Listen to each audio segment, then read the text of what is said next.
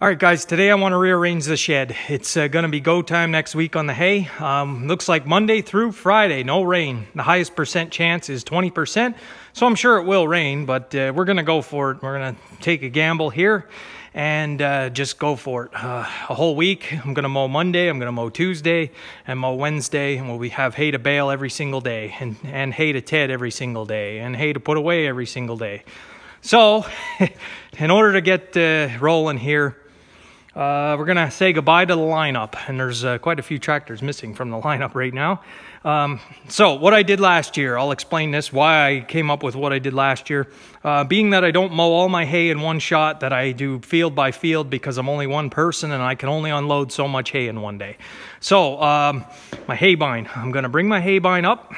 The Super C's got to move, the loader's got to move, and I back it in basically here, from here to here. So that way it's accessible.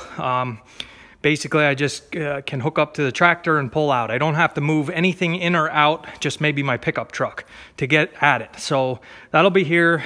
Then next to it, I put the tedder and rake back in. That way they're together. You need the tedder and you're gonna need the rake. Usually what I do is I'll put the rake in the back and the tedder in the front, and then when I'm done with the tedder, I'll unhook it elsewhere, and then I can get the rake out. But most times that's basically so that this whole, basically what I want, and it works out great with a shed like this, that you can only come in one door. I want all my implements along this wall. That way I can get to any one of them without, the way it is now, having to pull everything out of the shed to get to it.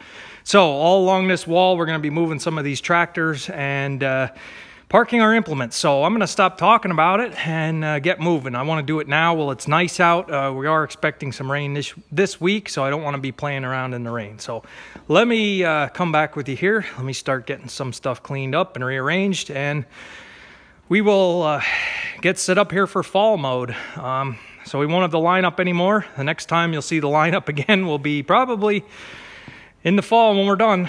So maybe we'll have another tractor to add to the lineup. I don't know, we'll see. So let me get to it. All right, basically the hay bind is right where I want it. Now when I go to cut hay, it's just a matter of backing in the door, and it helps to be at an angle like this. Drop the pin and basically pull it out, and you shouldn't have much problems. It swings out real nice. You basically cut the tractor along here, and you can get out before it hits the side of the building. It works. I did it last year all year. So now what I want to do, I think I'm going to take the Super C, try to fit it in this little space for now. I don't know if it becomes an issue. We're going to have to move the Super C into another building or another area, just because this space was always kind of I can't move this hay bind over any closer, or else I can't get enough of an angle here to pull it out of the door. You can see I moved this little trailer that you guys are always staring at over. It's over out of the way now.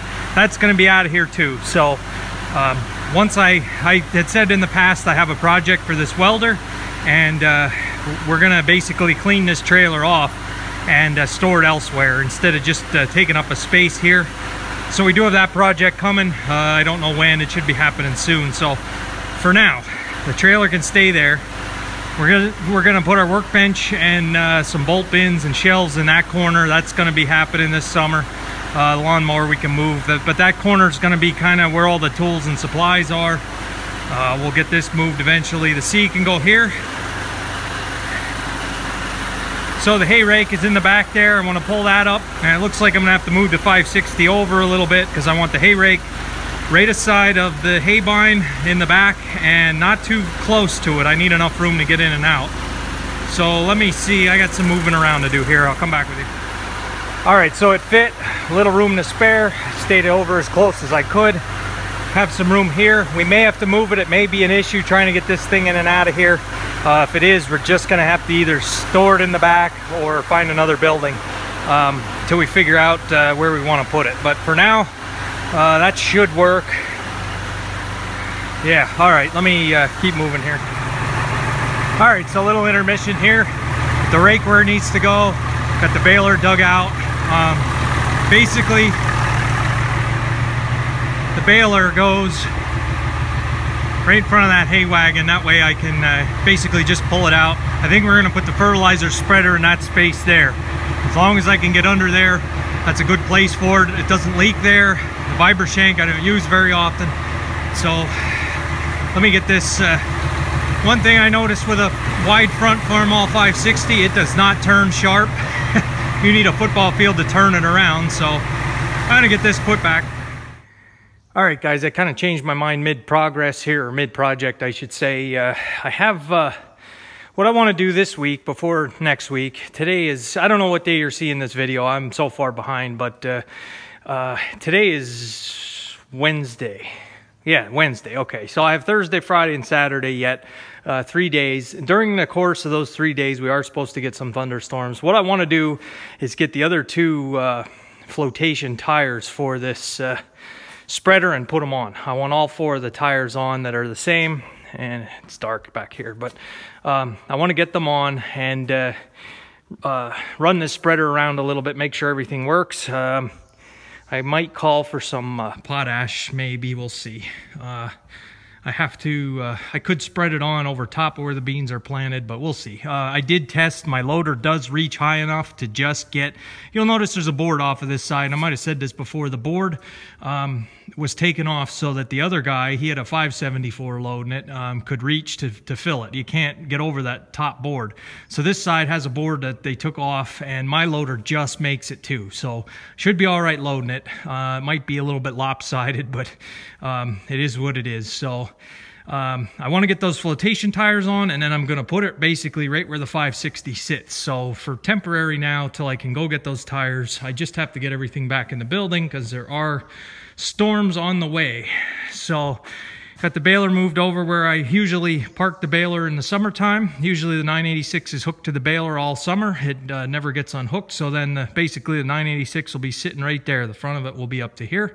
I still have a loader tractor and a 685 to get in here. That's fine. The loader can sit over there for now, and the 685 can sit there till I'll come back with you in a later video when I show you how I try to do things. I don't really want the tedder sitting here either, and I'd like to have my sprayer in here. So I got to bring the sprayer in yet, and 2 tractors we got to fit in here. So, and I usually park my vehicles in just to keep them out of the sun, but hey, if it's one of them has to sit out, that's fine. Just trying to use this space. I know it looks like a big shed, and it is. It's like 120 feet long. The trouble is it's only 30 feet wide. I said this before. I only have 30-foot width, so it's real hard to try to have everything. I only want to do it once, basically, and I don't want myself to have to be inconvenienced every time I need something. I want everything to be accessible. So being that we have to come out the door, it would be real nice if the doors were this way. If this whole wall was doors, that way we could just back in, and each bay, basically it would be a bay. So that's kind of what I'm trying to make here, a bay for each piece of equipment. And then when I need it, you can just back in and hook up to it and take it out. So I don't know, it is what it is.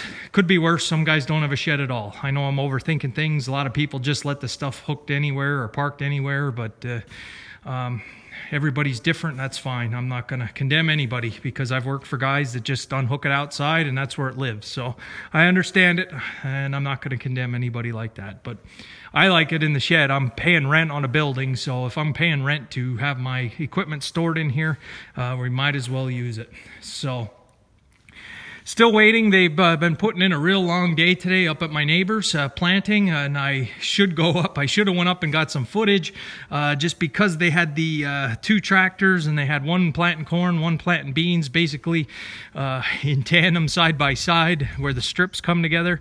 Would have made for a real nice video, but it's my neighbor's, it's not mine, so I'm not trying to give the impression that I'm any bigger than I am. But you'll notice the loader, the front half is painted. I didn't get to the back. That is a plan for this week before haymaking season starts. If I don't get it done this week, it's probably not going to get done until later, like in between first and second cutting, or even in the fall. So I don't know. We have to see what we have. We only have so much time, and once the hay starts, I don't have time for anything else. So just for temporary here, maybe tomorrow I'm going to try to pull that spreader up here, jack it up, and get the right wheels on it. So, all right, guys, guess that's where I'll leave you for today. I'll see you tomorrow, come back with you, and give you an update. All right, so all the corn is in. Got a little bit of rain washed some of this lime around. You can see the rows really well. All the beans are in. So we got that far anyway. I'm happy now. I'm glad that this time of year, the 30th I think is today, and everything is in. So basically the biggest issue of planting this year was it's a little late, and the water holes down in the bottom that we had to plant around. So like I say, next week looks excellent weather-wise, and actually the next 2 weeks look dry. So I don't know if we got all our rain for the year in the spring and now it's not going to rain.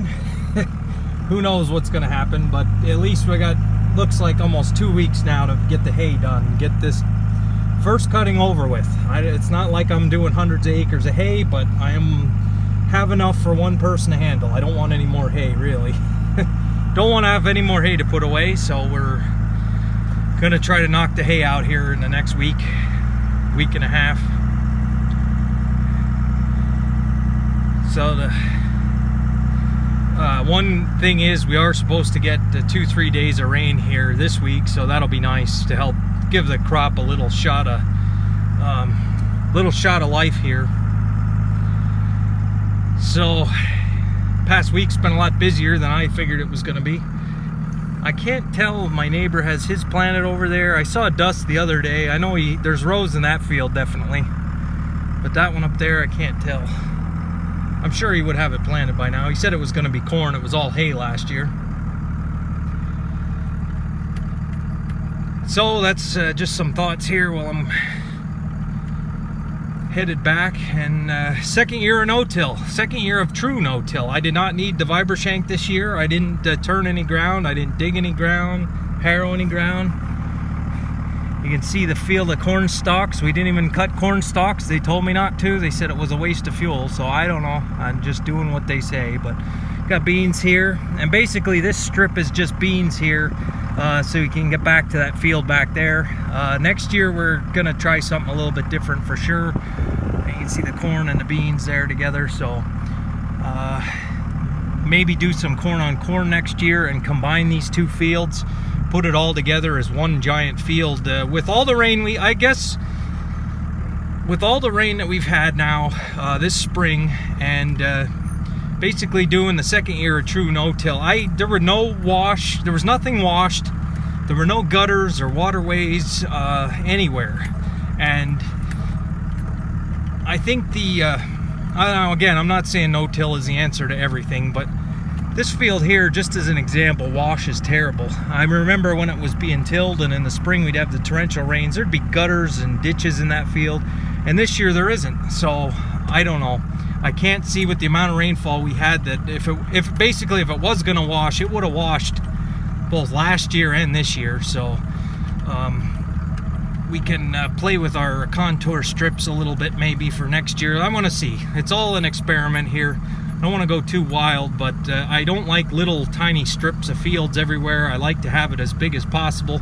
But if I make them too big, then we could have issues. So we'll see.